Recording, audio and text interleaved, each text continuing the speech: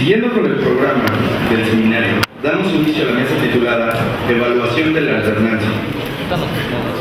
En esta mesa, los integrantes son el ingeniero Jesús Ortega Martínez, presidente del Partido de la Revolución Democrática. En representación de la presidenta del PRI, Beatriz Paredes Rangel, se encuentra el senador Jesús Murillo Caram. Asimismo, en representación del presidente del Partido Acción Nacional, César Nava, se encuentra el senador José González Monfil. Y como moderador se encuentra el profesor del Departamento de Ciencia Política, Jeffrey Weldon. Las reseñas correrán a cargo de Alma Pozos.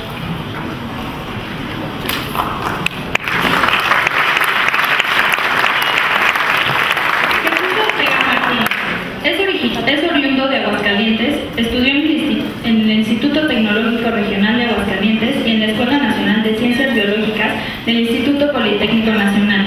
Actualmente es presidente del Partido de la Revolución Democrática. Su participación política empezó desde su juventud como integrante del Comité de Lucha de la Escuela Nacional de Ciencias Biológicas del IPN, militó y dirigió el Partido Socialista de los Trabajadores, el Partido Mexicano Socialista y el Partido del Frente Democrático Nacional. En 1989 colaboró en la fundación del PRD y desde entonces ha sido consejero nacional. Fungió como representante del PRD ante el Consejo General del IFE en dos ocasiones. Laboró como secretario general del PRD durante la presidencia de Andrés Manuel López Obrador. Fue el encargado de coordinar las giras de la campaña presidencial de Cuauhtémoc Cárdenas y coordinador operativo de la Alianza por México en 1994 y en el 2000, respectivamente. En el 2005 fue precandidato por el PRD al gobierno del Distrito Federal. Posee amplia trayectoria legislativa. Ha sido diputado federal en la legislatura 51, 54 y 56. En esta última se desempeñó como coordinador del grupo parlamentario del PRD en la Cámara de Diputados. También ha sido el responsable de la coordinación del PRD en el Senado de la República. Jesús Murillo Caram. Es licenciado de Derecho por la Universidad Autónoma de Argentina, originario de Real del Monte, Hidalgo.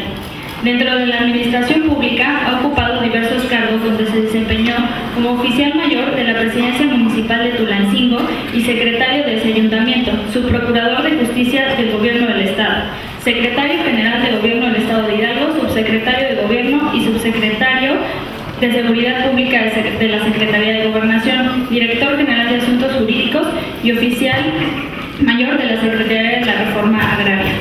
Fue gobernador del Estado de Hidalgo del 1 de abril de 1993 a 28 de octubre del 98 y diputado federal. Fue senador de la República de la 55 legislatura del Congreso de la Unión. En el Partido Revolucionario Institucional se ha desempeñado como presidente de la Comisión Nacional de la Organización de la 18 Asamblea General de los Delegados del PRI, secretario técnico del Consejo Político Nacional, secretario general adjunto, subsecretario de Organización del Comité Ejecutivo Nacional, coordinador estatal del Comité Ejecutivo Nacional en los estados de Durango, Estado de México, Oaxaca y San Luis Potosí, representante del PRI ante la Comisión Federal Electoral. Actualmente es secretario general del Comité Ejecutivo Nacional del PRI y senador de la República por el Estado de Hidalgo para el periodo 2006-2012. José González Morfín. Estudió la carrera de cirujano dentista en la Facultad de Odontología de la Universidad Nacional Autónoma de México y obtuvo el título. Posteriormente concursó la licenciatura en Derecho en la Facultad de Derecho igualmente de la UNAM en 2003. Ha sido diputado federal en dos ocasiones para la 54 legislatura y la 59 legislatura. En esta última fungió como coordinador del grupo parlamentario del PAN en la Cámara de Diputados, 2005-2006. Fue diputado local al Congreso del Estado de Michoacán, 92-95, al fungir como coordinador del grupo parlamentario del PAN y como coordinador nacional de diputados locales del PAN, 92-95. Ha sido miembro del PAN desde 1973 y ha ocupado diversos cargos en la estructura del partido en su estado natal, como presidente del Comité Municipal El Uruapan y en Michoacán. Ha sido consejero nacional del PAN en 1988-2007, miembro del Comité Comité Ejecutivo Nacional del 96 a 2002 y 2005 y 2006, consejero estatal y miembro del Comité de Derecho Estatal de Michoacán en varios periodos. Actualmente es secretario general del Comité Ejecutivo Nacional del PAN y senador de la República por el periodo 2006-2012. Y finalmente nuestro moderador, Jeffrey Weldon, es director del Departamento de Ciencia Política en el Instituto Tecnológico de México, Autónomo de México, ITAM, y el director del programa de la licenciatura en Ciencia Política. Ha sido profesor en el ITAM desde 1994. Recibió un BA en Ciencias Políticas de la Universidad de Washington. Tiene una maestría en la misma disciplina en la UCSD, donde también es candidato a doctor. En el ITAM imparte cursos sobre teoría de juegos y política legislativa. Es miembro fundador de la Asociación Mexicana de Estudios Parlamentarios, AMEP, y actualmente es su secretario académico. Demos de la bienvenida a nuestro panel.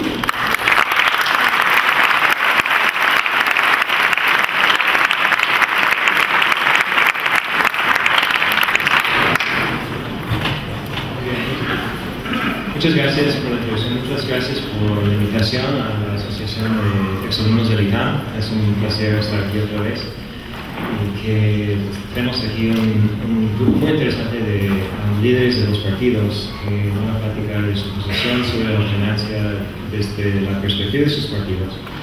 Y después vamos a aprovechar su posición actual como líderes de partidos y su experiencia legislativa de todos para contestar preguntas del público sobre las reformas que vienen, o sea, los que vienen y lo que resta en el resto del sexenio.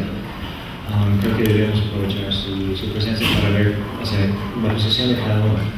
En lugar de hacer preguntas desde el público, lo que voy a pedir es que manden, por favor, notas con una pregunta específica sobre una política pública, o sea, ¿qué opinas sobre la reforma política o una cosa así? O sea, ¿qué parte de la reforma política o una parte de la reforma política que les interesa? Y nada más voy a plantear la parte de la política pública que pueden reformar en los próximos 2 años. Y voy a dejar al mismo tiempo a los tres para brevemente explicar la posición de su partido y tal vez, ojalá, la factibilidad de que sea aprobada esta reforma. Pues vamos a empezar con 15 minutos cada uno. Voy en el mismo orden de la presentación. Entonces, 15 minutos estrictos, por favor, sobre su posición general y lo que piensan ustedes de la alternancia en estos 10 años. Empezamos con Jesús Ortega.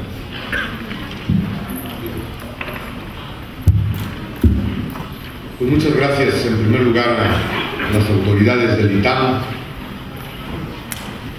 También agradecer la cordial invitación que hicieron a mi partido, a mi persona, por la Asociación de Exalumnos del ITAM, y desde luego agradecerles a todas y a todos ustedes la gentileza de su presencia y de su atención. El tema es que analizáramos, que diéramos nuestro punto de vista sobre los resultados de la alternancia, supongo yo, en el ejercicio del Poder Ejecutivo Federal, alternancia que se dio en el año 2000, como todos ustedes saben.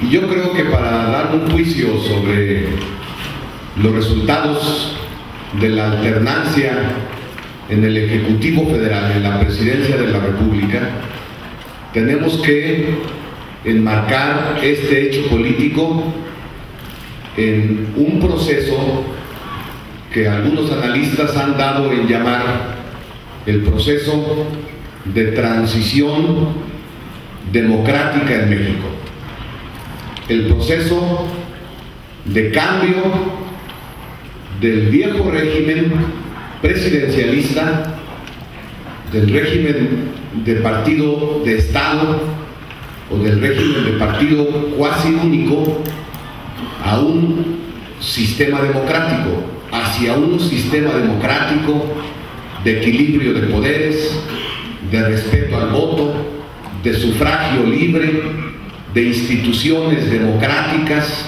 etcétera, etcétera. Y se suponía que en la alternancia, con la alternancia, se estaba dando un paso fundamental en México para que se cambiara de régimen político, para que por fin se diera un cambio sustantivo en el sistema político en nuestro país. Me parece que si hacemos un análisis profundo y exhaustivo para ver si la alternancia en el ejercicio del poder desde la presidencia de la República contribuyó a cambiar de manera sustantiva el régimen político de nuestro país, yo tendría que decir que la alternancia no ha contribuido a la construcción del nuevo régimen político democrático en nuestro país. No ha contribuido. Aún más, me parece que hay signos peligrosos, graves, para que en lugar de transitar del viejo régimen político autoritario, presidencialista, hegemónico, de partido único, hacia un sistema y hacia un régimen de instituciones democráticas, está peligrosamente derivando hacia una regresión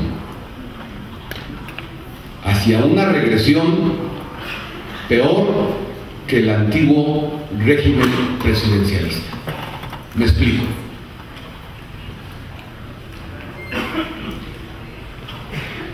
Se dice por diferentes observadores y analistas políticos que el proceso de cambio en nuestro país, el proceso de transición, pudiera haber iniciado en 1968 con las grandes manifestaciones de los jóvenes, las grandes manifestaciones civiles por ampliar las libertades políticas y por construir un nuevo régimen, por impedir la represión en contra de los ciudadanos que eran opositores al régimen. En 1979 se da una primera reforma electoral que permite el registro de partidos que participaban en la clandestinidad, por ejemplo, el Partido Comunista Mexicano o el Partido Socialista de los Trabajadores.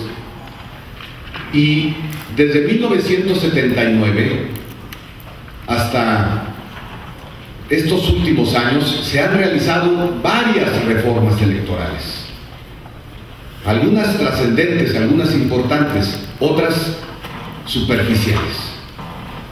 Pero estas diversas reformas de carácter esencialmente electoral no han modificado los fundamentos esenciales, sustantivos del viejo régimen. Se ha avanzado sin duda en algunas entidades y en algunas regiones, en algún momento, en libertades políticas, en libertad de prensa, en autonomía de algunas instituciones, y se ha avanzado en algunas entidades en el respeto al sufragio libre. Pero se han mantenido esencialmente las estructuras del viejo régimen. Por ejemplo, la Constitución establece que el poder ejecutivo es el poder supremo en el país. Y hay una contradicción, porque somos una república de equilibrio de poderes. Y en una república de equilibrio de poderes no debería de haber un poder que tuviera supremacía sobre los otros. Y sin embargo, la Constitución establece supremacía del poder ejecutivo sobre el poder legislativo y sobre el poder judicial. No hay todavía cambios sustantivos en la administración pública para construir instituciones democráticas. Una parte importante del poder judicial en nuestro país sigue dependiendo de decisiones al margen de la ley, sigue dependiendo de decisiones partidistas, de decisiones políticas. Creo que el poder que más ha avanzado en su desarrollo y en su democratización es el poder legislativo. Y me parece, en consecuencia, que necesitamos ver cómo la alternancia debe de servir para construir las bases del nuevo régimen político. ¿Qué creo que fue lo que pasó en el año 2000? Lo que sucedió fue que efectivamente, con una gran votación ciudadana, con una gran participación ciudadana, con un deseo de cambio, se posibilita la alternancia y entra Vicente Fox a Los Pinos a ejercer la presidencia de la República.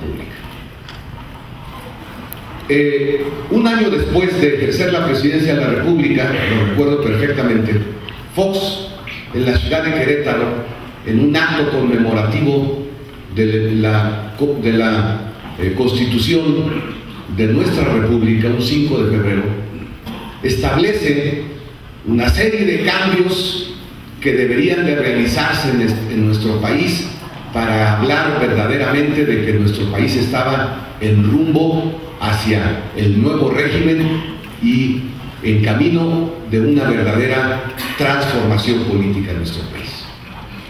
Pero el 5 de febrero se quedó solo en discurso.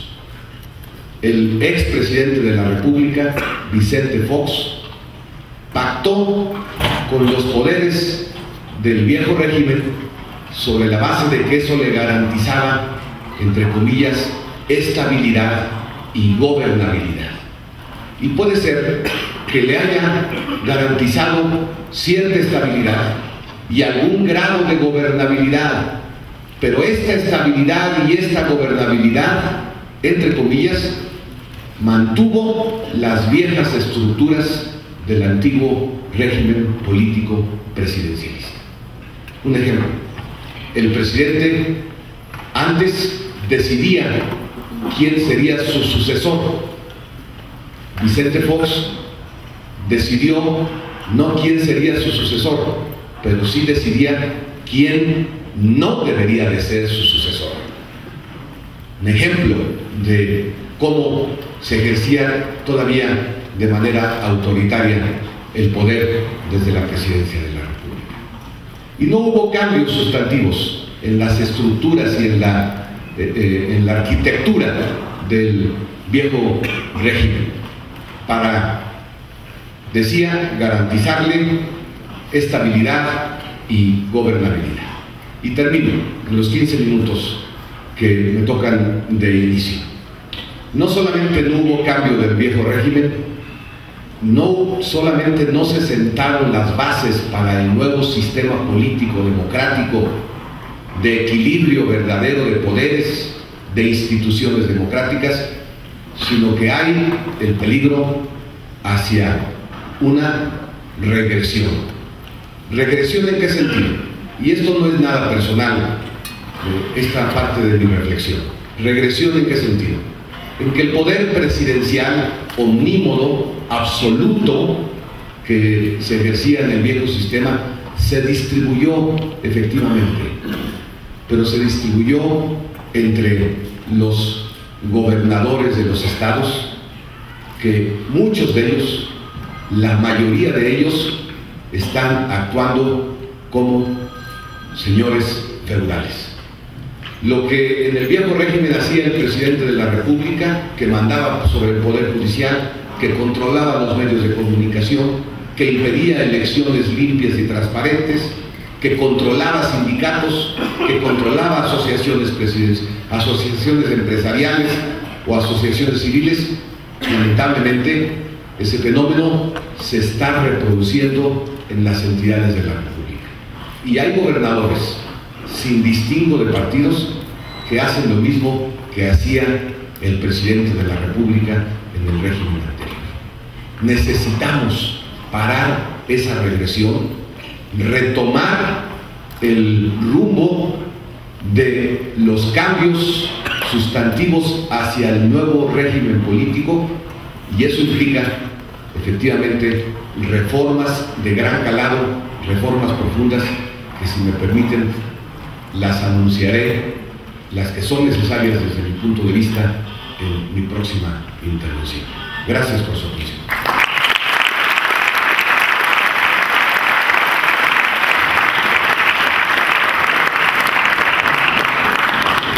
Muchas gracias. Seguimos con Jesús Murillo. Muchas gracias. A mí me preocupa cuando se busca analizar el problema y se plantea un blanco y negro. Hablar del viejo régimen y hablar de la alternancia es hablar de una parte muy pequeña de todo el planteamiento de muchos casos. Voy a tener que dejar un poco de tiempo para esto. Tenía yo la idea de presentar propuestas, pero creo que vale la pena que profundicemos un poco. Primero, no es lo mismo alternancia que transición. En el país hubo alternancia. La transición es mucho más vieja. Las propias fechas que nos señalaba mi tocayo, Jesús Ortega, nos la van mostrando. Es fundamental que entendamos cómo se constituyó el sistema político mexicano. Surge de una revolución y nace primero como un sistema en el que lo que se tiene que dar es estabilidad y paz. Y surge un partido de Estado. Es la época del partido de Estado. La época en que primero hay un partido de gobierno, cuyo propósito es unificar a las partes y cerrar facciones. Pero ese partido de Estado tiene una ventaja por encima de lo que ha sucedido históricamente en otros países que han sido en un procedimiento. Evoluciona, es decir, inicia una transición y se convierte en un partido hegemónico. Esa es la época del partido hegemónico. Pero son cosas distintas. Uno fue el partido de Estado, otro es el partido hegemónico. ¿Qué hace ese partido hegemónico? Genera una especie de democracia interna que permite que dentro de ese partido hegemónico se den luchas tan fuertes como se dan hoy, a veces hasta más fuertes. En varias ocasiones se llegaron a las armas inclusive. En algunas elecciones presidenciales hubo casi una revolución nuevamente, lo que habla ya no necesariamente una disposición pura y clara. Pero ese partido fue capaz de evolucionar y empezó a generar las condiciones de una democracia generando esa transición. Y nos fue llevando a cambios fundamentales, no desde el 79, bastante antes. Primero, incorporando a las mujeres en el proceso político. Segundo, generando diputaciones de partido que empiezan a abrir las opciones por la generación de una oposición en el país. Segundo, empezando a modificar leyes de manera tal que esta transición se va dando a lo mejor muy lentamente. Se va dando. Ya en el 79 se hace una gran reforma política. Pero ya no podíamos hablar en ese momento de un partido único o de un partido de Estado. Ya hablábamos de un partido que tenía competencia. A lo mejor muy pobre, a lo mejor muy chica, pero que ya generaba su propia competencia. Después vino una generación muy importante. Yo sí no desecho el 68. También el 68 es crucial, porque es el que acelera esa transición. Es el que obliga a que esto se dé de manera más rápida. No es mi filiación en ese momento, en el movimiento 68. Es mi convencimiento de que fue esa generación la que empujó un gran cambio, la que aceleró ese gran cambio. Esa transición que venía dándose muy lentamente y que genera las posibilidades de la alternancia. Pero aquí empieza la parte que yo pensaba comentar con ustedes porque me parece muy importante. ¿Por qué esa alternancia no resultó en una transición mucho más veloz y mucho más positiva? Porque se quedó en la alternancia, porque no aceleró la transición, porque no modificó, no las reformas estructurales de las que se hablan, se han hablado y las que se han hecho, no modificó la estructura fundamental del país, que no estaba preparado, porque no estaban dadas esas condiciones, para tener un equilibrio de poderes distintos. Eso es lo que no preparamos en el Parlamento. Y nos metimos en un sistema que tiene algo de presidencialista y algo de parlamentario, y en el que generamos condiciones distintas y diversas que a veces nos impiden resolver conflictos que son fundamentales para poder impulsar una política de desarrollo. Y hasta este momento, y es lo que estamos discutiendo cuando discutimos una gran reforma política, es la definición de ese equilibrio de poderes. El problema de este país radica, y el debate más importante de este país, no es la reforma fiscal ni la reforma laboral, es la reforma a su federalismo, porque es precisamente la que nos puede llevar a condiciones de paz, de civilidad y de capacidad de entendimiento que pueda darnos un cauce de desarrollo. Si logramos adecuar nuestro federalismo de manera tal que nos permita entendernos, las otras reformas se van a dar de manera natural. ¿A qué me refiero cuando hablo de la gran reforma? Primero, a la definición muy clara de las competencias de los tres poderes. Tenemos que entender que el Ejecutivo en un sistema presidencialista tiene que tener todas las facultades, pero también todos los controles. No se trata solo de darle facultades al Ejecutivo y quitarle controles, porque entonces a lo que aceleramos es un deterioro de esa transición hacia un fenómeno de corrupción muy alto.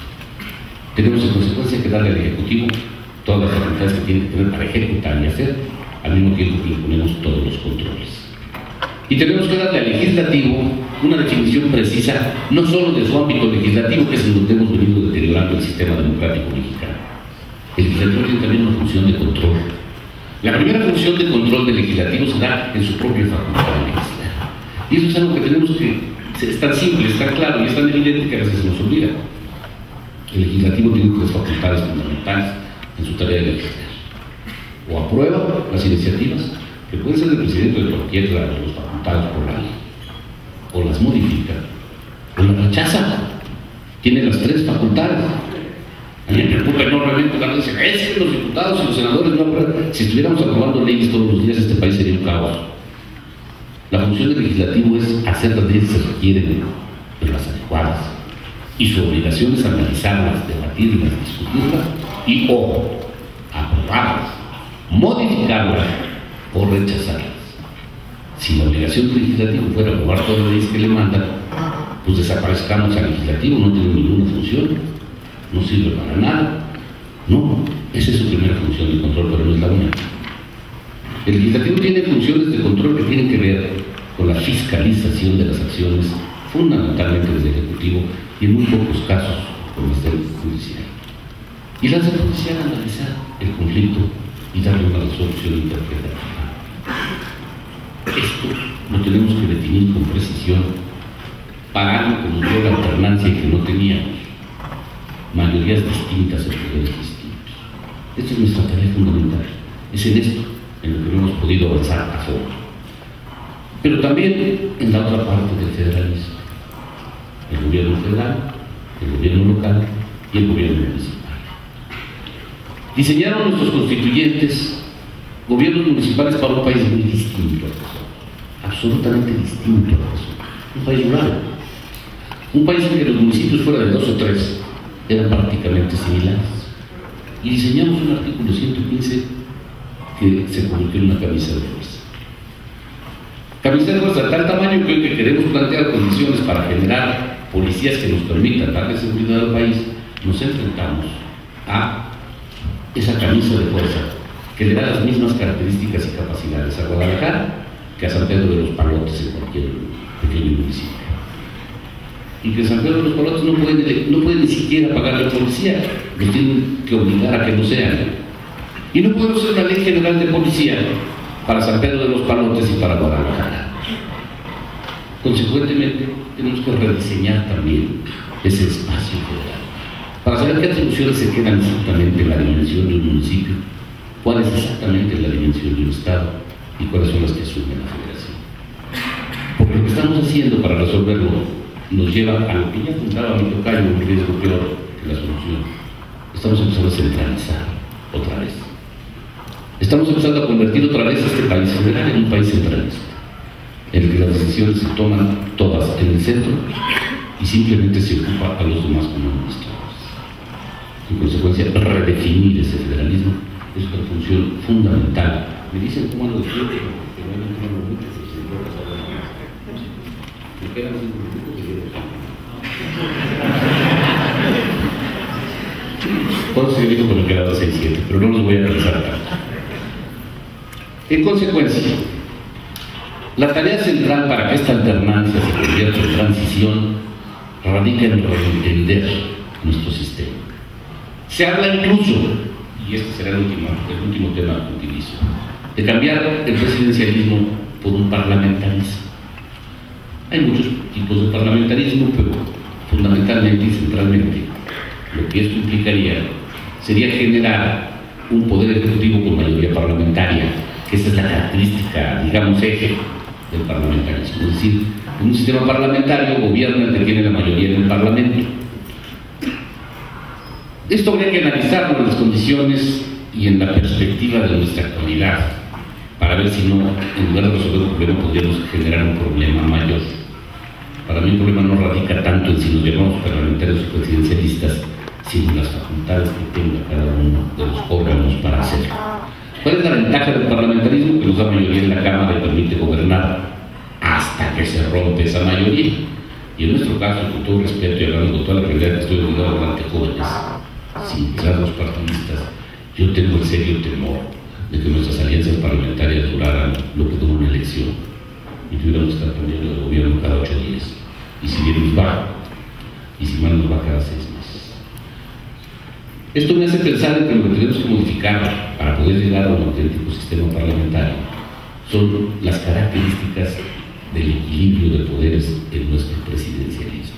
Es decir, cómo hacemos para definir con precisión qué le toca al Ejecutivo, qué le toca al Legislativo y qué le toca al Judicial. Para que así podamos lograr que desde el Ejecutivo se nos puedan dar condiciones, primero, de paz, tarea fundamental del Estado, de seguridad, tarea fundamental del Estado. Que podamos aspirar a que nuestra educación, en lugar de ir para atrás, pueda ir para adelante y se ponga a la altura, ya no de lo mejor del mundo, por lo menos de los hermanos países latinoamericanos que ya nos superaron bastante. Que nuestra salud no solo sea la incorporación de masas al mismo instrumento, sino que tengamos la capacidad de poder modificar el instrumento para atender mejor a esas masas. Y que nuestras posibilidades de empleo y de que ustedes, cuando terminen su carrera, puedan trabajar en ella, se reflejen justo y precisamente en un país que se desarrolló lo suficiente para que ustedes tengan ese espacio. Esa es la gran tarea que tenemos que hacer todos los mexicanos. Es que agradezco a la Sociedad de Exalumnos del IPAN la oportunidad de estar hoy aquí, pero también al presidente de mi partido, que es a quien hoy represento y me ha pedido que de parte de él ofrezca una disculpa, y también el que en un momento posterior pudiera estar aquí en algún foro similar en el ITAM. En esta ocasión no le fue posible y por eso pues yo disfruto este momento y agradezco también a él que me haya dado esta oportunidad. Cuando vi el planteamiento original, evaluación de la alternancia, a mí me hizo lógica el tratar de dividir mi exposición en dos partes. Tratar de, en una primera parte, ver los logros, por lo que yo creo que ha valido la pena, y también en otra parte ver los pendientes, lo que falta por hacer. Yo sí quisiera, desde la óptica del PAN, sin entretenerme mucho, para sujetarme rigurosamente al tiempo, decirles que la alternancia en el PAN no la vemos nada más de 2000 para acá.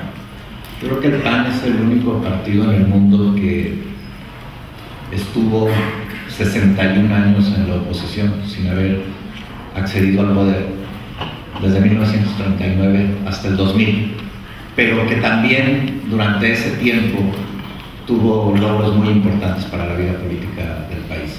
Desde el 1946, en donde por primera vez el PAN gana un ayuntamiento en Quiroga, Michoacán, un primer diputado local también en el estado de Michoacán, los 4 primeros diputados federales también en ese año, hasta 1989, donde el PAN gana una gubernatura, también el primer partido de oposición. Había habido un caso que hubiera podido ser comparable en Nayarit, pero creo que era un asunto totalmente diferente.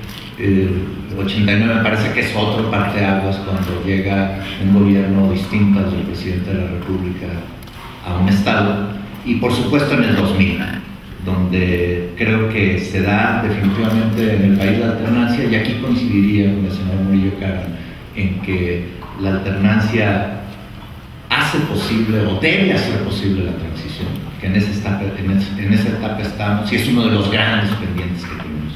Pero yo sí quisiera mencionar que para nosotros la alternancia sí es también una oportunidad de llevar a la práctica algunos principios esenciales del partido.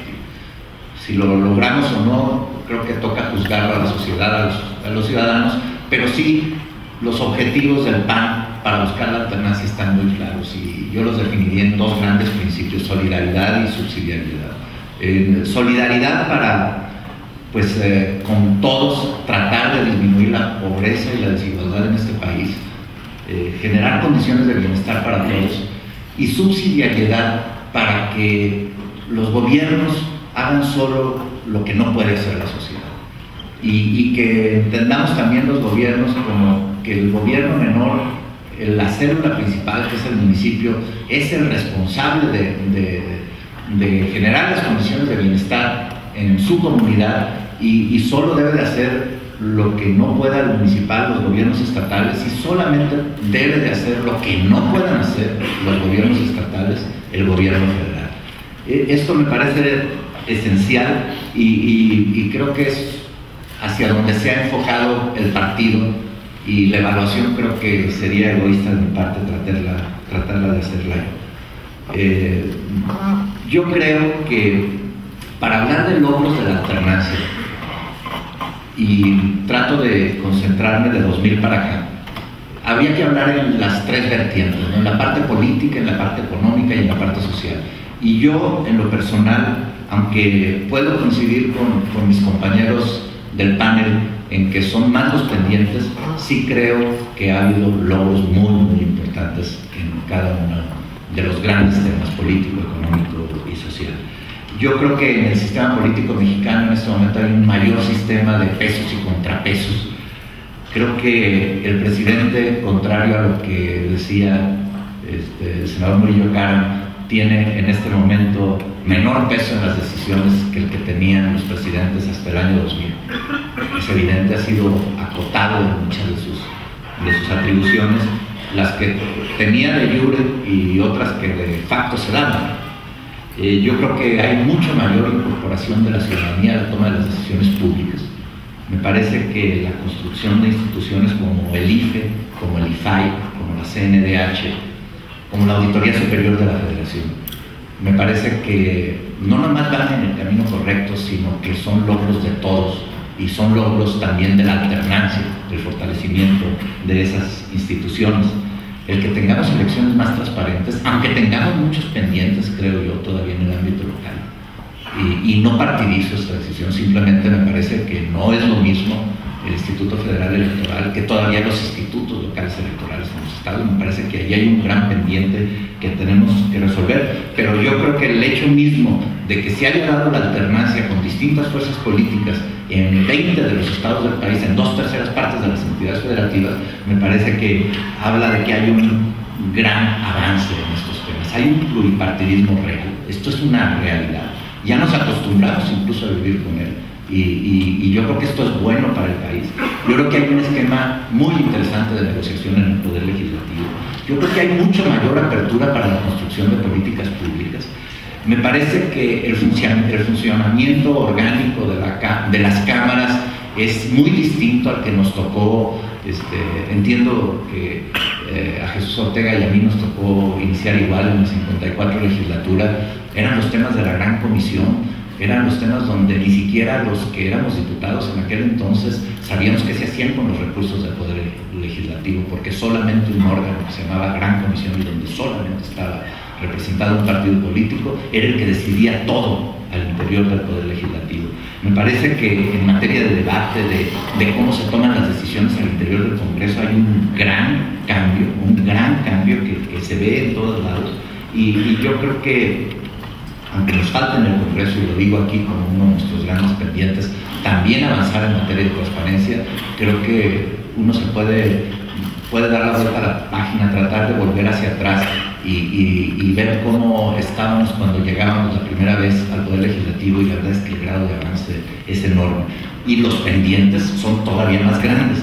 Pero me parece que para poder avanzar en lo que falta, tenemos que también aprender a reconocer un poco lo que se ha hecho. Creo que también en el Poder Judicial ha habido cambios importantes.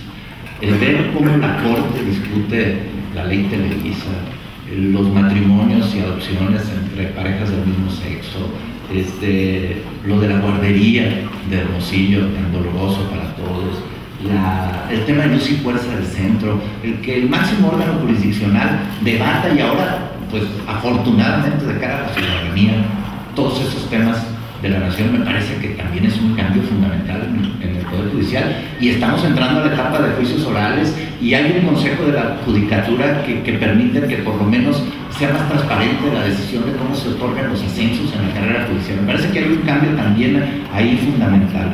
En materia de logros económicos, cuando uno hace algunos comparativos de décadas, por ejemplo, yo veía algunos datos bien importantes. Miren, les comento uno. Si comparamos el PIB per cápita en el país, en la década del 90 al 2000 era de $4.600 por persona. El promedio de 10 años fue una época de devaluaciones y demás, y hay que compararlo. Si lo comparamos de 2000 a 2010, el PIB per cápita es de $8.200 por mexicano. Me parece que hay un cambio fundamental. Si vemos, por ejemplo, lo que fue la inflación en el gobierno de Miguel de la Madrid, bueno, lo que también la disminuye el gobierno de Salinas de Gortari, y luego el incremento que se da en el gobierno de Cedillo Ponce de León, a lo que tenemos ahora, la verdad es que las nuevas generaciones, los estudiantes que están hoy aquí, no saben lo que nos tocó vivir a nosotros, ¿no? Cuando casi necesitaron una carretilla para quitarle los ceros a nuestro peso, porque habíamos llegado a un sexenio a una inflación de más del 3.000%. Ahora es impensable esas cosas, ¿no?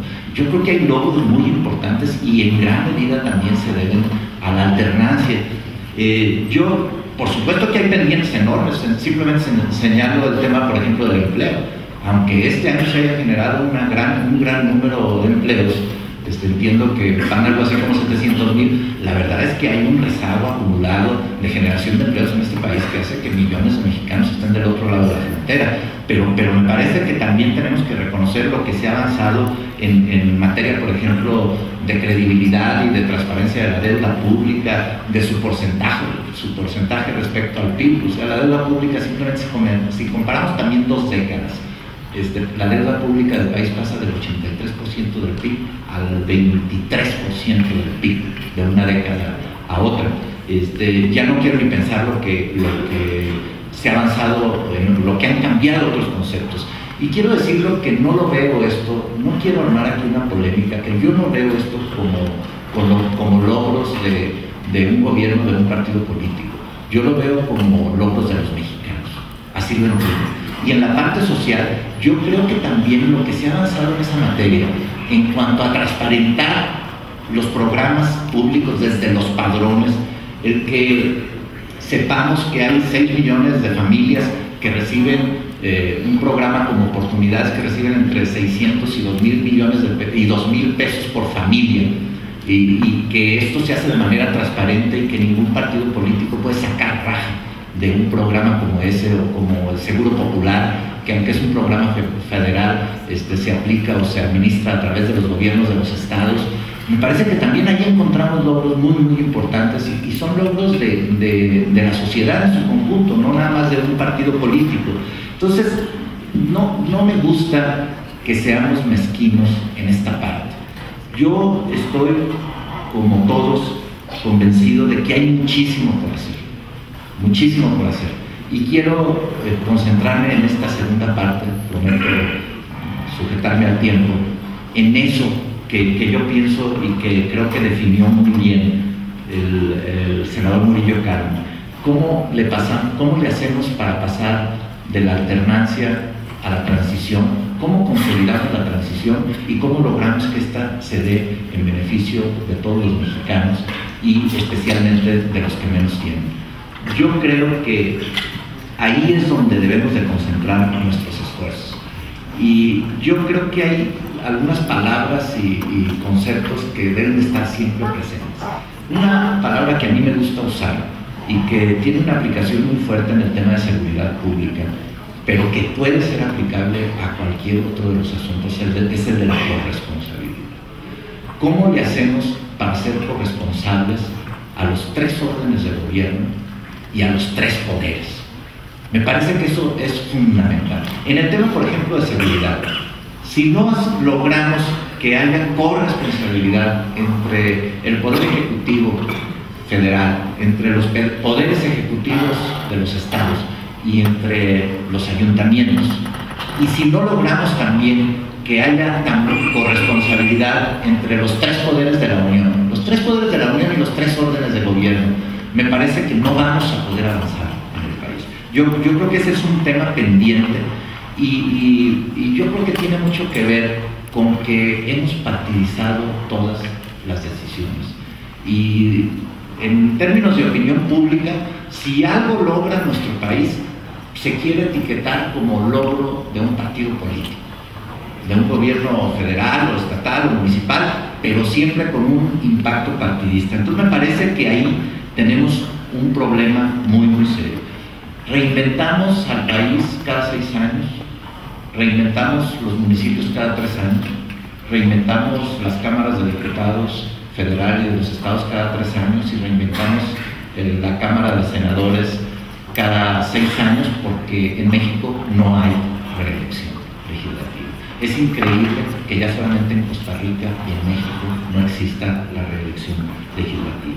Yo creo que si queremos resolver los graves rezagos que tenemos, por ejemplo, en materia educativa, si queremos resolver el grave problema que tenemos en este país en materia de seguridad pública, si queremos lograr mayores niveles de bienestar, institucionalizar mejor los programas sociales, no reinventar al país cada 6 años, yo creo que tenemos que entrar a esquemas muy comprometidos de corresponsabilidad. Y creo que debe de haber un compromiso de todos, de los 3 órdenes de gobierno y de los 3 poderes de la Unión. Yo creo que si pudiéramos concretar todo esto, estaríamos entrando al camino correcto. Y yo concluyo solamente con esta idea. Me parece que así como a veces somos mezquinos para reconocer lo que logramos nosotros mismos como país, también nos cuesta trabajo subirnos al barco. Yo creo que si fuéramos todos conscientes de que se pudo avanzar en la ley de pensiones de Lister porque hubo voluntad de todos para lograrlo, se pudo lograr el acuerdo o el decreto en materia de usos y fuerza del centro porque todo el mundo pudo apoyar esa idea. Si hemos podido avanzar en temas tan importantes, lo que tenemos que hacer es también aprender a ser menos mezquinos y reconocer nosotros mismos lo que como sociedad mexicana logramos. Con esto concluyo. Muchísimas gracias.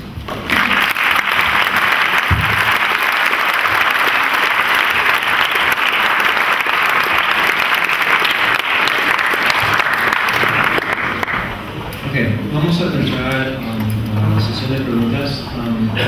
Las preguntas van a ser para los 3 y que en caso de que no voy a modificar la pregunta un poquito para que sea contestado por los 3. Y vamos a iniciar. ¿De qué? Bien, entonces vamos a 5 minutos de réplica antes de seguir con las preguntas. ¿Estamos de acuerdo?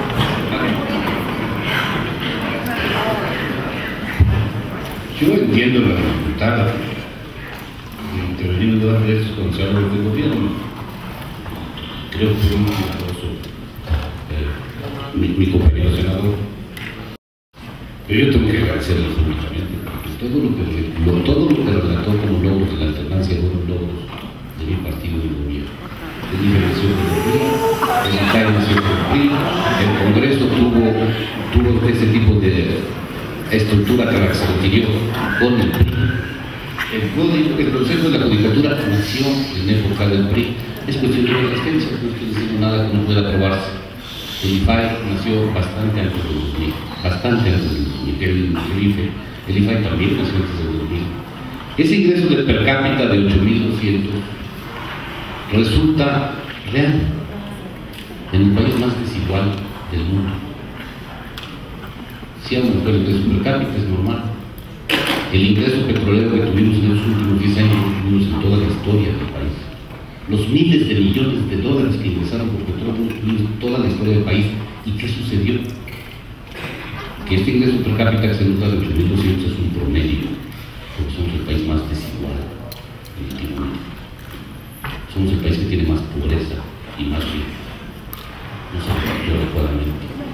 Hoy, de cada 4 estudiantes que quieren estudiar educación superior, ustedes son muy privilegiados. 3 no pueden, no llegan.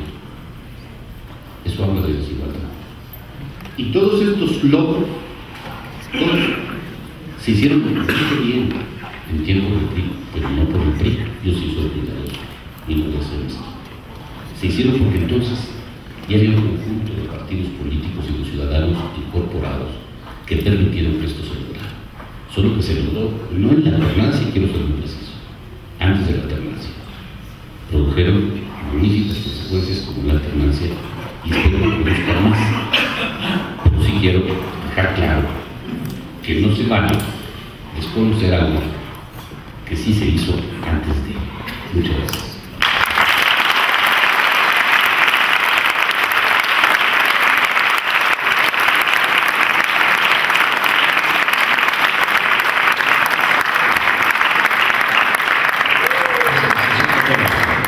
Sí, un gran error, a mí me parece, en el análisis político es llegar a conclusiones pretendidamente absolutas. Me parece que, sobre todo en política, la reflexión tiene que tener un alto grado de relatividad.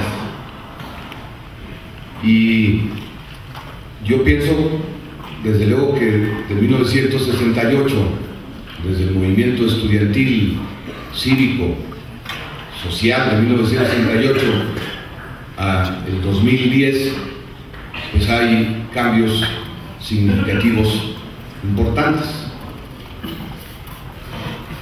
Creo que nadie debiera hacerse a la idea de que estos cambios que han existido, algunos importantes, otros limitados, son resultado exclusivo de su trabajo. Sería un grave error. Ni algunos avances son resultado solo del PAN, y también decirlo con mucha claridad, tampoco algunos avances son resultado solo del PRI. Sería una verdadera exageración.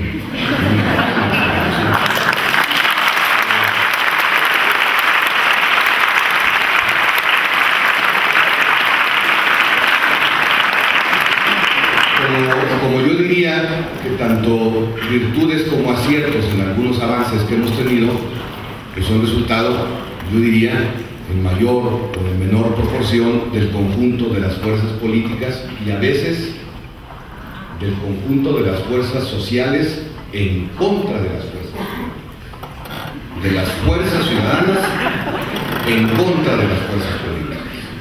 Me parece que hay muchos ejemplos de esto. 2. Desde luego que estoy de acuerdo que alternancia no es transición.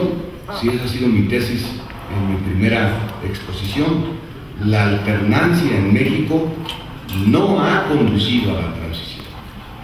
Y ha habido países, España, uno de los ejemplos al que recurrimos con mucha frecuencia, pero puede haber muchos otros, en donde la alternancia en el gobierno condujo a una transición del régimen político, un cambio de régimen político. Y a mí me parece que esta es parte de la respuesta a los grandes problemas del país, que estamos en medio, sin morir lo anterior, sin fenecer el viejo régimen presidencialista, con rasgos autoritarios, y no nace el nuevo sistema y el nuevo régimen de instituciones. Eso es parte de nuestro gran problema. Se está legislando para dentro de 2 meses. Se están haciendo políticas para 5 años.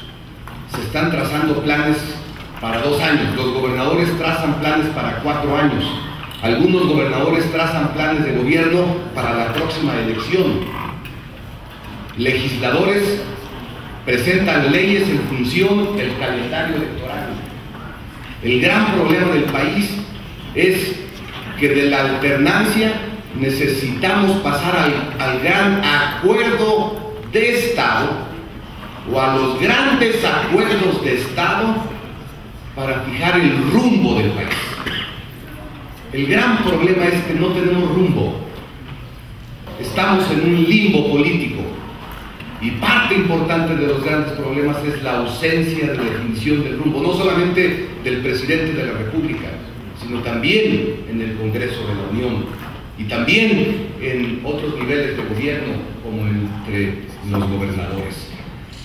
Si ustedes me dijeran cuál es el paso sustantivo y fundamental para cambiar la situación del país y para lograr que México sea un país próspero, de libertades, democrático y de avance social, necesitamos culminar en México el proceso de transición para construir el nuevo régimen político que sustituya al anterior, que ya no funciona y que si alguien intenta con el nombre de otro partido volverlo a echar a funcionar, el resultado va a ser fracaso, no solamente para el partido, sino fracaso para el país.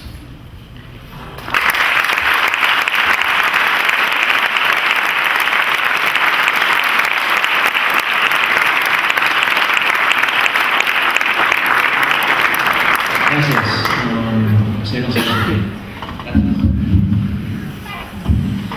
Rápidamente me dio la razón el señor Murillo Karam, hasta se enojó. Yo fui extremadamente cuidadoso al decir que reconocía que no eran logros nada más del PAN. Ese es uno de los graves problemas que tenemos.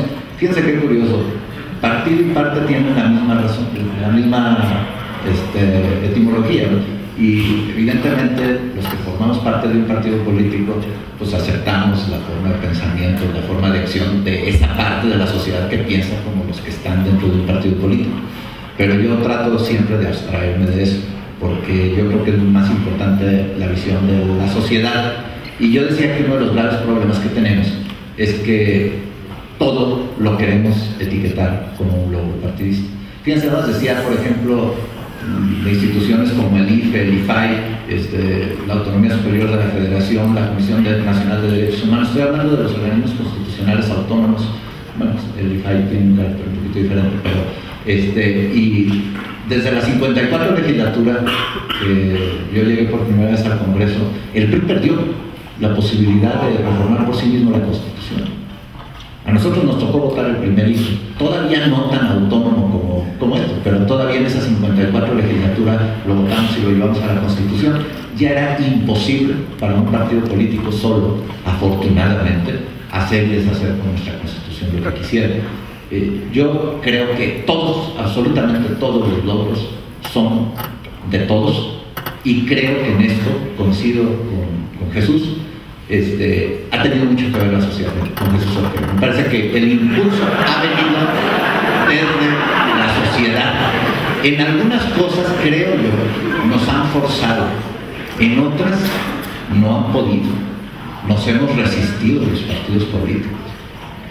Pongo simplemente el injustificado financiamiento público que recibimos los partidos políticos y que no ha sido posible bajarlo y reducirlo y ponerlo a niveles acordes con la situación económica del país y con lo que la sociedad quisiera. O sea, yo estoy absolutamente convencido de que en un país democrático se justifica el financiamiento público a los partidos políticos, pero me parece que es escandaloso el que recibimos en México, que debería de haber algún sistema diferente para hacerlo. Y lo digo en primera persona porque estoy siendo parte de esto y es algo que reconozco que no hemos podido avanzar. Yo estoy absolutamente convencido, independientemente de que sería bien interesante que algún día se hiciera un ejercicio para confrontar realmente las políticas públicas de los gobiernos surgidos de un partido y los gobiernos surgidos de otro. Me parece que no es el tema de este foro de hoy.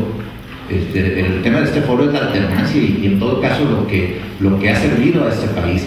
Y yo sí creo que, contrario a lo que dice el senador Murillo Karam, no ha habido ganas, deseos de construir políticas de Estado que nos comprometan a todos, que con visión de Estado nos lleven a resolver los problemas que tenemos enormes de desigualdad y de pobreza, y que somos responsables todos, pero especialmente somos responsables los políticos. Y tampoco puedo aceptar que se diga que el gobierno federal ha dilapidado recursos petroleros. Yo les voy a dar, fíjense nada más un dato. En 10 años, el presupuesto de algunos estados, y no voy a mencionar el nombre del estado, el presupuesto de un estado en 10 años pasó de 14,000 millones a 51,000 millones. Ni siquiera menciono el estado para que no digan que está gobernado por tal o cual partido político.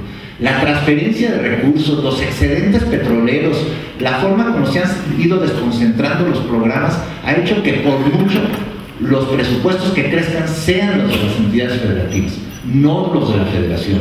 Y la verdad, no creo que en las entidades federativas se haya logrado el mismo nivel de crecimiento de la sociedad, de crecimiento de las instituciones, de transparencia, de equidad, que por lo menos creo yo estamos entre todos tratando de que se consiga en el ámbito nacional. Yo concluyo, me parece que en la medida que seamos capaces, yo no sé si un pacto de la Moncloa o alguna cosa, porque la verdad es que hay países en que, independientemente de que gobierne la derecha o que gobierne la izquierda, hay rumbo en el país, y ese rumbo, que podría ser, por ejemplo, ingresar a la Unión Europea, por decir algo, con todas las implicaciones que tiene de políticas públicas y de políticas económicas, ese rumbo no cambia si gobierna el PSOE o si gobierna el Partido Popular. Y me parece que eso es lo que hace diferentes a los países, y yo creo que hacia allá debemos enfocarnos también los mexicanos.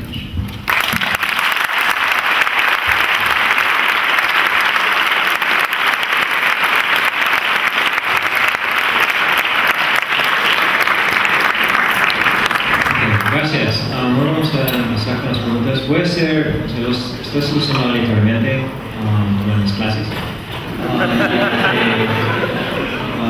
Y voy a estar cambiando el orden de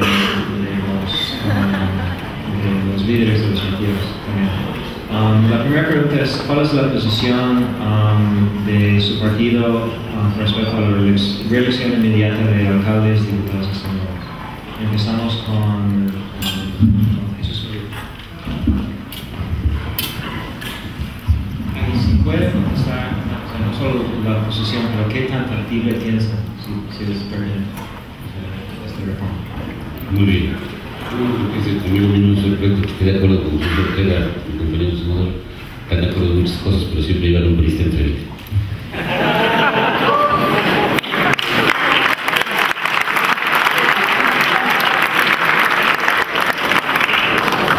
Sí me preocupa muchísimo la mesa cantada. Yo dije exactamente eso que por la doctora. Porque bueno, estoy de acuerdo porque todo nos vive. En cuanto a la elección de alcaldes, nosotros no estamos de acuerdo. No estamos de acuerdo en razón de algo que señalé ya en cuestión de seguridad. La no homogeneidad de los municipios del país, y fundamentalmente es en ese nivel que nos preocupa. No es lo mismo pensar en reelección en un Estado que tiene un nivel de desarrollo que porque nos consideramos que debe dejarse en libertad, es decir, debe dejarse como facultad a las legislaturas estatales de determinar esto. De alguna manera la tienen ya, muchos estados han legislado en función de aumentar los periodos de los alcaldes, por ejemplo, pero nosotros pensamos que debe precisarse esta decisión, que debe ser tomada en función del propio desarrollo de cada uno de los estados y que debe determinarse cada uno de los estados en su propia regla. Estamos de acuerdo y vemos los problemas que tiene con la posibilidad de la reelección legislativa, entendiendo los problemas que tiene y entendiendo que tenemos que reestructurar alrededor de lo que hagamos en función de la elección, pero en ella vemos un menor problema para poderla aceptar como una posibilidad para el país.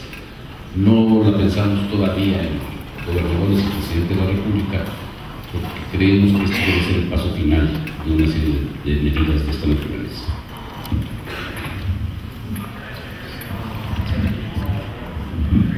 Gracias, Jeffrey. Nosotros estamos totalmente de acuerdo en la reelección de alcaldes. Me parece que es fundamental. 3 años son muy pocos para una administración municipal. La propuesta que hemos presentado en el Senado de la República, y entiendo que es la misma que también está presentada por el PAN en Cámara de Diputados, es dejar el tema de la reelección municipal en manos de las legislaturas de los estados, de las constituciones de los estados. O sea, permitir en la Constitución General de la República que los estados puedan legislar en materia de reelección. Porque ahí sí yo coincidiría en alguna parte con el senador Emilio Cara en que no es lo mismo los 5 municipios de Baja California que los 500 municipios de Oaxaca, que además muchos de ellos se eligen por usos y costumbres. Me parece que el tema de la reelección de los ayuntamientos debería darse en un esquema tal vez de gradualidad en los estados, que debería de definirse en sus propias constituciones el cómo, pero yo sí creo que es necesario darle continuidad a los proyectos municipales si realmente creemos que puede haber un desarrollo ciudadano, un desarrollo municipal importante.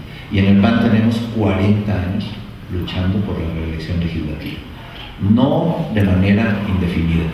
Hemos propuesto que los diputados se puedan reelegir hasta 2 veces, que puedan estar hasta 9 años, y los senadores por una vez, que puedan estar hasta 12 años, y que no sea la ley del caso, que no sea una reforma aplicable a quienes hoy estamos en el Congreso, sino que sea para quienes vienen después de nosotros. Me parece que esto es fundamental, sobre todo por 2 aspectos. Ya solo Costa Rica y México no la tienen. Hay constituciones de los nuevos países europeos que están surgiendo ahora con las divisiones que se han dado, que ni siquiera consideran el tema.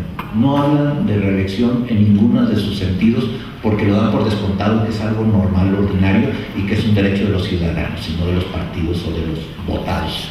Entonces, nosotros pensamos que este es uno de los grandes temas para avanzar en la profesionalización de los trabajos del Congreso y en la rendición de cuentas de los legisladores. Porque el ciudadano no va a reelegir al mal legislador, va a reelegir al bueno, al que nos representó debidamente.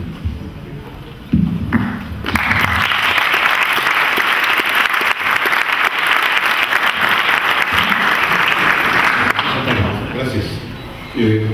Fíjense que hasta hoy hemos estado hablando solamente de la alternancia en el Ejecutivo Federal, pero no hemos hablado de la necesidad de la alternancia en gobiernos locales, porque hay estados, el de Oaxaca, que tenía gobernado 80 años, 80 y tantos años con un mismo partido, con un mismo grupo político. El del Estado de México está gobernado hace 70 años por el grupo Atlacomulco. Hemos hecho acuerdos, efectivamente, en materia electoral entre el PAN y el PRD para lograr alternancia en esos estados y para lograr terminar con clanes que gobiernan al margen de leyes, de principios, sino simplemente para proteger intereses particulares. Sí hemos hecho acuerdos, y yo digo que es una de las cosas que debería de notarse como mérito. Acuerdo no es tranza. Acuerdo es lo que se necesita en este país. Acuerdo entre políticos y entre fuerzas políticas que son diferentes. Somos parte de la pluralidad política. Y el chiste de la política es hacer acuerdos siendo diferentes. Siendo diferentes.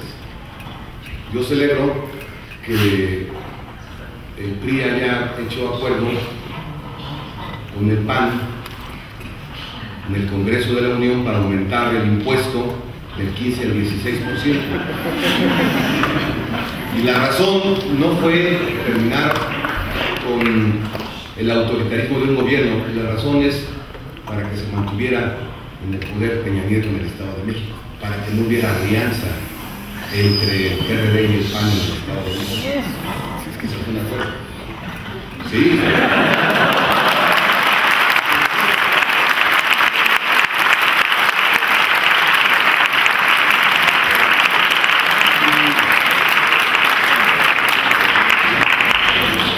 pusieron de acuerdo los diferentes.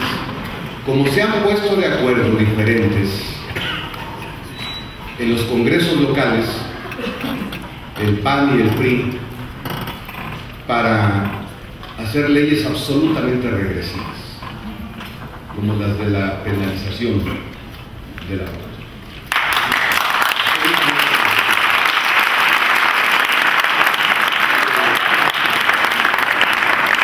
La mayoría de esos congresos locales fue acuerdo privado.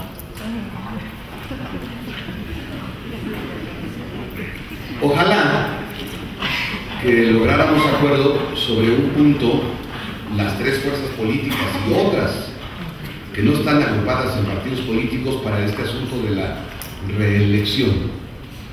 Yo personalmente, yo estoy a favor de la reelección de los legisladores, personalmente. Yo sé que hay algunos compañeros de mi partido que no están de acuerdo, pero yo estoy a favor de la reelección de los legisladores. Dos, estoy a favor de la reelección de presidentes municipales hasta por un periodo. Y digo esto porque es muy peligroso ahora dejar la reelección absolutamente abierta con los poderes fácticos que controlan totales regiones. Imaginen a un presidente municipal apoyado por el narcotráfico, con los dineros del narcotráfico. Se puede reelegir sucesivamente hasta su muerte,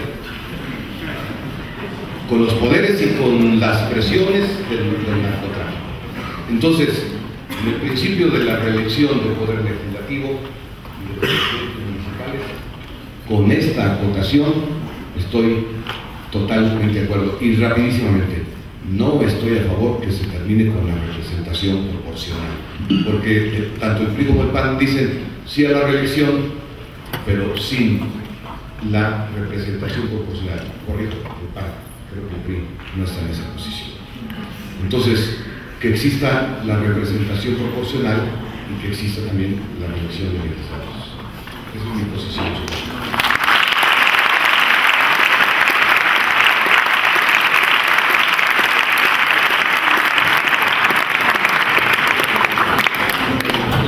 Las siguientes, la reforma laboral, ¿qué posibilidades existen de que se aprueba y de forma de tomar?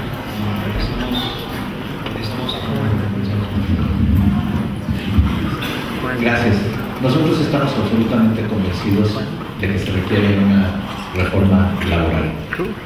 Hay infinidad de planteamientos de todos los partidos políticos. Hay trabajos conjuntos que se han hecho.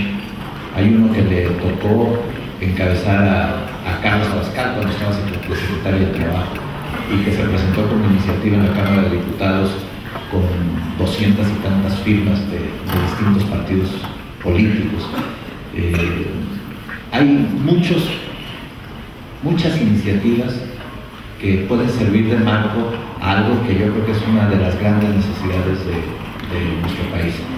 Nosotros, por supuesto, y lo hemos puesto en la agenda legislativa del Grupo Parlamentario del PAN para este periodo de sesiones, tratar de empujar una reforma laboral que genere mejores condiciones para que en el país haya los empleos que los jóvenes están necesitando, que flexibilice algunas formas de contratación, que intervenga en la política sindical para que los sindicatos realmente defiendan los trabajos, defiendan los derechos de sus agremiados y no las políticas públicas de un partido político o los intereses de un líder sindical.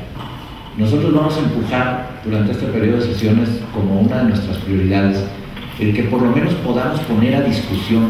No nos podemos quedar ya con los brazos cruzados. No es posible que sigamos permitiendo que nuestros jóvenes se vayan a trabajar a otros lados porque aquí en nuestro país no se están generando los empleos que se necesitan. No estamos cerrados a discutir ninguno de los temas.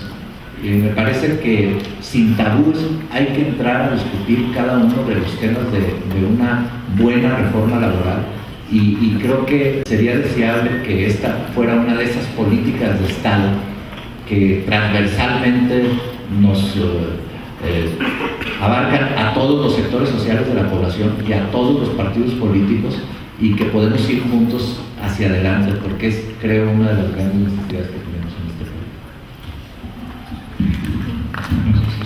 Jesús Ortega. La reforma laboral, cuando se habla de los pactos o del pacto de la Moncloa, se piensa que solamente se trató de asuntos de cambio de régimen político, pero no fue así. Incluyó otros asuntos, otros temas. Incluyó temas de carácter económico e incluyó temas de carácter laboral incluso.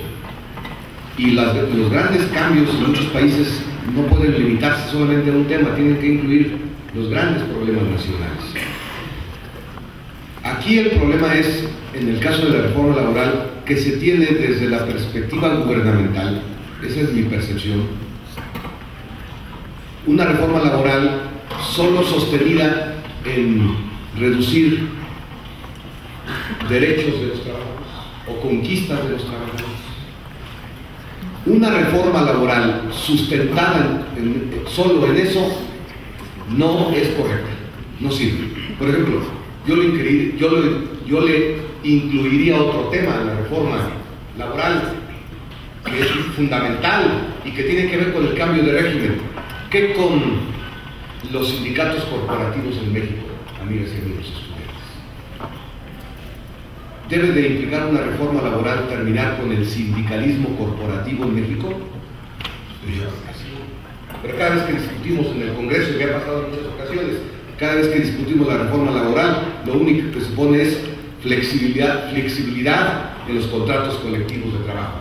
Pero nunca se pone, por ejemplo, que en el sindicato petrolero ya no se vote a mano alzada, como todavía sucede hoy, ¿no? Y además se vota con la boleta de pago para que los líderes identifiquen a ver quién no vota. O lo que sucede en el sindicato de educación, lo que sucede en otros sindicatos. Una de las bases del antiguo sistema es control de los sindicatos. ¿Quieren un nuevo régimen? Hay que terminar con el sindicalismo corporativo, que obstruye el desarrollo del país, y que obstruye el desarrollo de la competencia, y que obstruye mayores libertades, y que obstruye hasta derechos de los trabajadores. Ese sería el corazón, el sustento fundamental de una reforma laboral de fondo, por ejemplo. Entonces, estoy a favor de una reforma laboral que no implique que los trabajadores pierdan derechos y que pierdan libertad.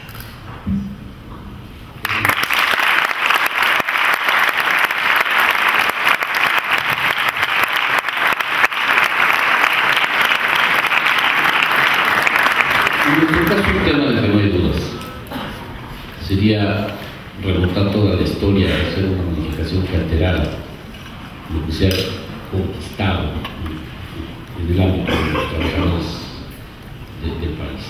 Si nosotros estaríamos solo con aquella reforma laboral que no afectara lo que los trabajadores tienen, y a mi gusto todavía de manera muy magra, como conquista obtenida. Yo creo que el problema de una reforma laboral lo que pretende resolver es un asunto de productividad que está más en otros lados que en los derechos laborales. Iríamos a una reforma laboral que generara un mercado interno más amplio, y les voy a decir algo que les va a sonar raro, pero yo no conozco un país desarrollado en el mundo que no tenga altos salarios. En consecuencia, iríamos con una reforma laboral que propiciara que hubiera salarios más altos para que haya un mercado interno que verdaderamente nos permita desarrollarnos más.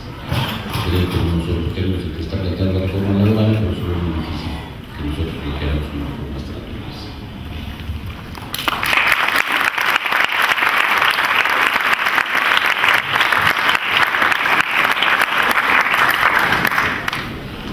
La siguiente pregunta es, ¿qué es la posición de su partido en la ley de ingresos, reforma fiscal, lo que sea, lo que viene ahorita?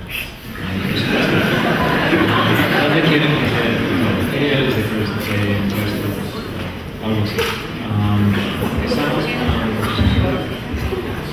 Sí, nuestro país tiene una falla estructural en la economía que depende o se deriva del modelo económico neoliberal. 25, 27 años tenemos con el modelo económico neoliberal, desde Miguel de la Madrid hasta el actual presidente. Y hemos tenido, no son datos míos, sino son datos de organismos económicos financieros, en esos años, más de 2 décadas, casi 3 décadas, crecimiento anual del Producto Interno Bruto de 1% en promedio anual, de 1% en promedio. Con ese crecimiento de la economía, casi estancamiento, yo diría estancamiento, porque si tomamos en cuenta el crecimiento de la población, es estancamiento de la economía. Con ese modelo económico no hay manera de tener mayor recaudación. Y es un error pretender tener mayor recaudación del Estado sobre la base de aumentar impuestos o de crear nuevos impuestos, que esa ha sido la política de los gobiernos neoliberales. El Estado necesita recursos, créense nuevos impuestos. Auméntense el monto de los impuestos existentes. Y por eso somos uno de los países con menor nivel de recaudación en el mundo. Y estamos en niveles de recaudación en países más atrasados desde el punto de vista económico que el propio México. Estamos en niveles de recaudación menores que los de Nicaragua, por ejemplo. Y con una recaudación tan pequeña, tan insuficiente, efectivamente el Estado resulta un ente incapaz para convertirse en dinamizador de la economía. ¿Necesitamos más recursos del Estado? Sí, pero no se pueden obtener de aumentar impuestos o aumentar el monto de los impuestos, porque se cae en el círculo perverso en el que nos encontramos hace 3 décadas. Rompamos ese círculo perverso y entonces hagamos una reforma fiscal que tendría, a mi juicio, 3 elementos, lo digo de manera muy rápida. Primero, ahí sí coincido con el tocayo, el senador Murillo Caram. Necesitamos aumentar capacidad de consumo de la gente.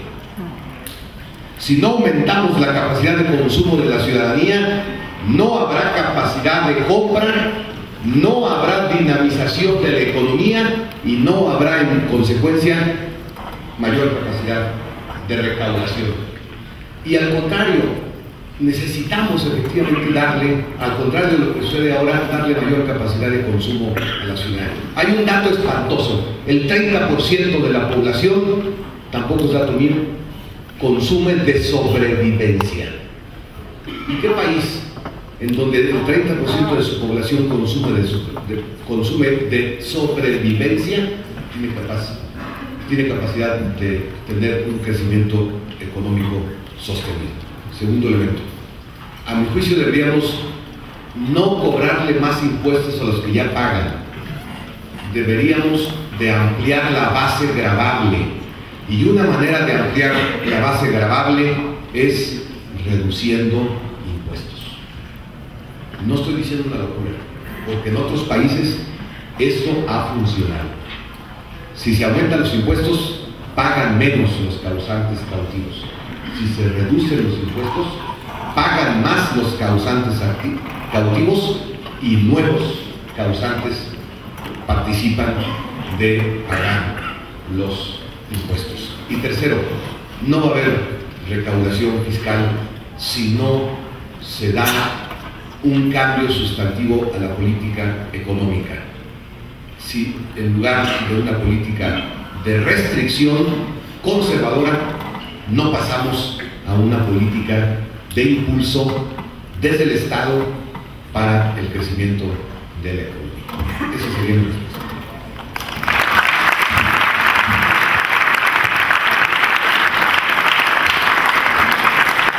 Aquí no solo estoy de acuerdo con el planteamiento de Jesús, sino simplemente le agregaría algo más que me parece indispensable para que funcione.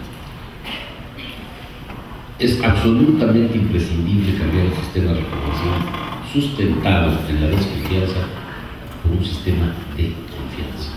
Es decir, aparte de tener que ser impuestos que al reducirse generen mayor competitividad, que al ampliarse la base gravable, tener más recursos, tenemos que empezar a funcionar en base a la confianza.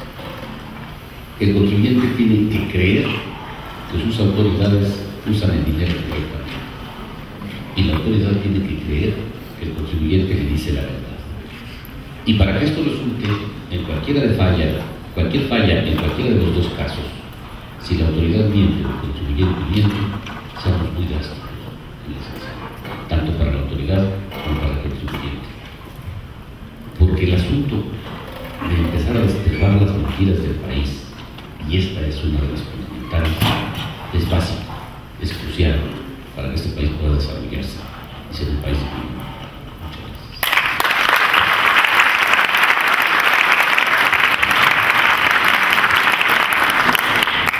En dos partes, yo pensaría que en la parte de ingresos, en la parte de impuestos, el tema debe de ser el de la responsabilidad.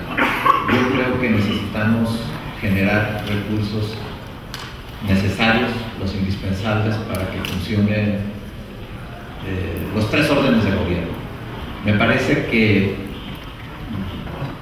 sin desconocer que el año pasado se aumentaron los impuestos, yo sí quisiera que nos fuéramos 10 años atrás, porque veníamos de tasas de impuestos sobre la renta del 40%, que se fueron reduciendo gradualmente hasta el 28%. Es cierto que en medio de una coyuntura, en medio de una crisis, en medio de un boquete financiero, se aumentó otra vez a 30%, pero me parece que el dato cierto es que ha venido gradualmente disminuyendo los impuestos. Me parece que en este tema de ingresos lo más importante es que venga un programa fuerte de simplificación, que haga más fácil el que todos paguemos impuestos. Coincido en que debe de aumentar la base gravable. Somos muy pocos los que en nuestro país pagamos impuestos. Deben de ser más los que pagan impuestos, pero yo sí cuidaría nunca un salto al vacío. Políticas responsables en materia de déficit. Yo pensaría que debería de seguirse conservando la tendencia a reducir el déficit. Creo que este año es del 0.7%, ojalá fuera del 0.5 o 0.4%, hasta que lleguemos a un escenario en que gastemos lo que podamos generar y no simplemente estemos endeudando a las nuevas generaciones. Yo pensaría también en que no nos debemos de ir con ilusiones, como nos hablaban, por ejemplo, y se me viene a la mente un país, de lo que había hecho Irlanda y de lo que estaba logrando Irlanda, porque había reducido las tasas de ISR y de IVA generalizado a niveles del 16-17%, las dos entiendo, y cómo está ahora los programas de ajuste que están teniendo que llevar a cabo. Creo que aquí, por lo menos en los últimos 20, tal vez 25 o 30 años, se ha ido responsablemente trabajando en materia de finanzas públicas, y yo pediría, porque aquí esta institución ha sido muy importante en lo que ha sucedido con las finanzas públicas del país, porque muchos de los que han tenido la responsabilidad de llevarlas han salido de aquí. Yo pensaría que deberíamos de seguir en el mismo camino, actuando con responsabilidad. Y en la parte de ingresos yo pensaría no sacrificar programas sociales, al contrario, no sacrificar programas de infraestructura, porque es muy necesaria para el país, no sacrificar universidades, porque me parece que es bien importante que le demos a la educación en nuestro país todo el peso que tiene, y por supuesto que finalmente podamos generar puedan los diputados aprobar un presupuesto de ingresos que tuviera el consenso de todos. Me parece que ese sería un principio fundamental para enfrentar un año preelectoral en condiciones responsable y que tuviera el consenso de todos. Que después de un periodo que está en el poder, los ciudadanos pueden iniciar un proceso de nombrar un legislador, un ejecutivo o algo así.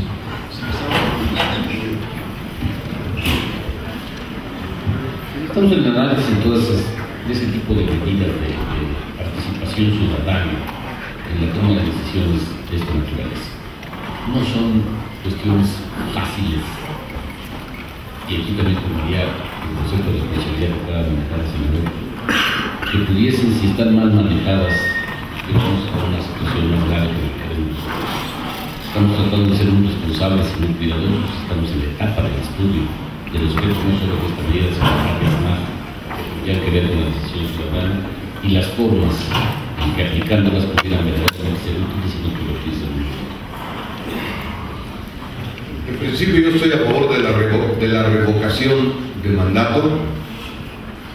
En principio estoy a favor de que nadie tenga impunidad. Al presidente de la República solamente se le puede juzgar por delitos de traición a la patria y luego habrá que ver cómo se interpretan lo que son delitos de traición a la patria.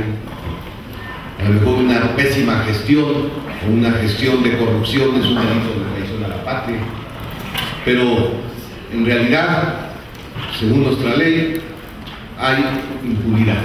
No se le puede juzgar prácticamente por nada, en realidad por nada. Estoy en contra de la impunidad de cualquier funcionario menor o de la jerarquía del encargado del Ejecutivo Federal.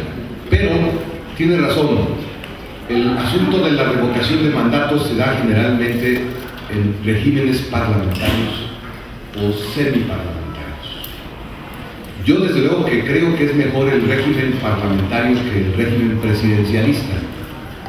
He pugnado porque avancemos hacia un régimen semiparlamentario como el que sustituyera al régimen presidencialista.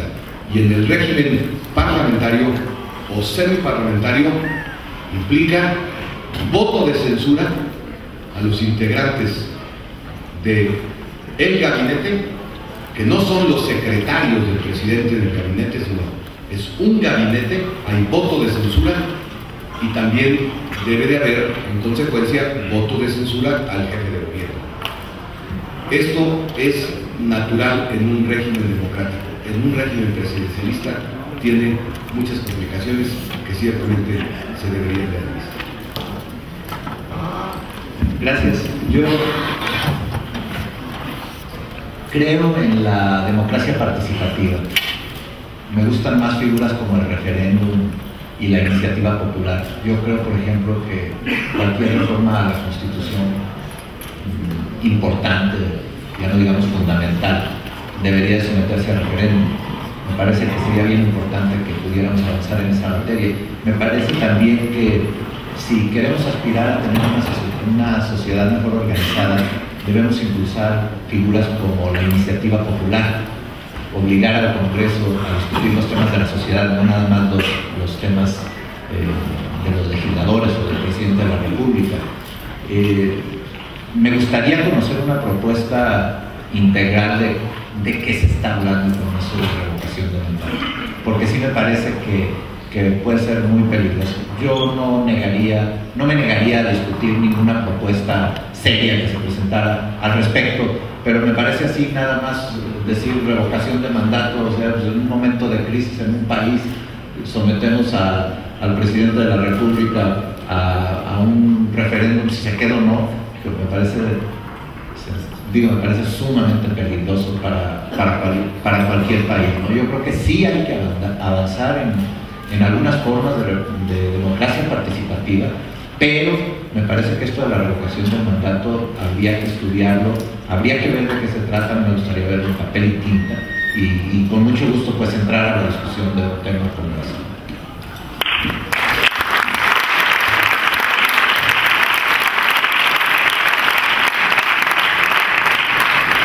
Eso concluye la propuesta de alternancia con los líderes de los partidos.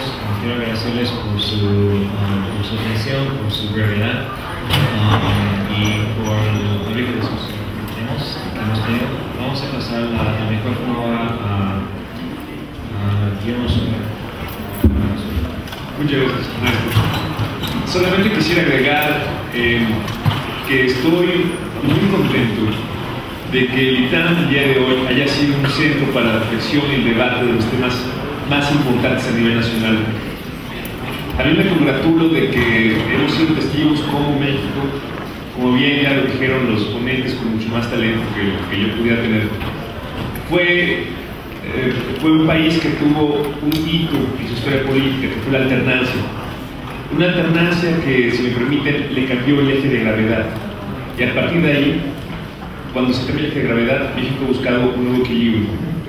equilibrio en sus instituciones, equilibrio en sus controles de poder, horizontales como la división de poderes, verticales como es el federalismo, el municipio libre, y cómo estamos avanzando en la búsqueda de ese equilibrio a través de este diálogo, de estas reflexiones y de este debate.